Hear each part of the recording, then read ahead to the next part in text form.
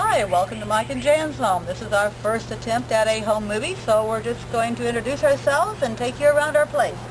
This is Petey, our Australian Shepherd, and we have a happy home here. Behind us is a pot of pansies. That's just the beginning of the flowers here.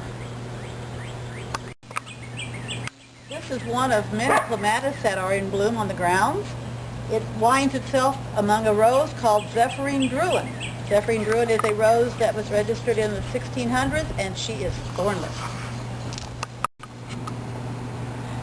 There are well over 100 hosta on the grounds. This is one of my favorites. It is called Titanic, a sport of sum and substance. You can tell by my hand how big the leaf is, and this is just a 2-year-old plant.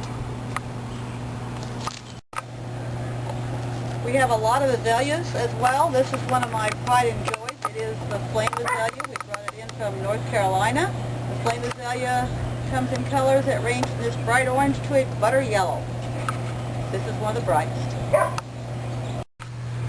Another shade woodland type of flower. On the left is the wild phlox. To the right of it is the wild geranium. And below it are some blue hosta. This is Mike's barn. I have a matching one at the top of the hill. In front of the barn is a combination of both Japanese and Louisiana iris. At the far side of it is black pussy willow and some viburnum. This is the gold flame honeysuckle. Hummingbirds absolutely love it. It blooms from now until frost. This is the Piedmont azalea.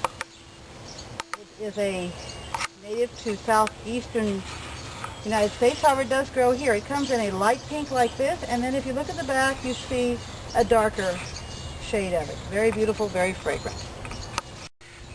This is Lilac Meyeri, M-E-Y-E-R-I-I. It is a small lilac. It's no taller than 4 foot. Very fragrant, blooms its little heart out. We have several trillium in our shade gardens. This is one of the native white trillium. Trilliums come in shades of white, yellow, red, and real dark red.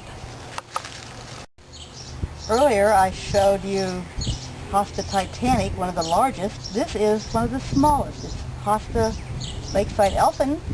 It only stands about 3 inches tall. The leaves are about 4 inches long by 1 inch wide. Another great hosta, Frances Williams. She's about 8 inches by 6 inches on a leaf. To the right of that and behind it is the good old-fashioned bleeding heart. And to the left of that is another one of my great azaleas. Another trillium. This is the dark red one. I don't know the variety, but it's an example of very dark red. Directly behind it is another great hosta, Paul's Glory.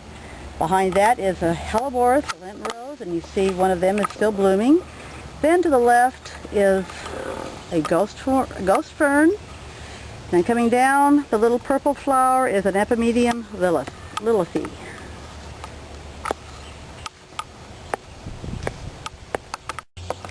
Okay, we have Euphorbia Humpty Dumpty. If you look at it, you see what looks like a whole bunch of little eyes looking at you.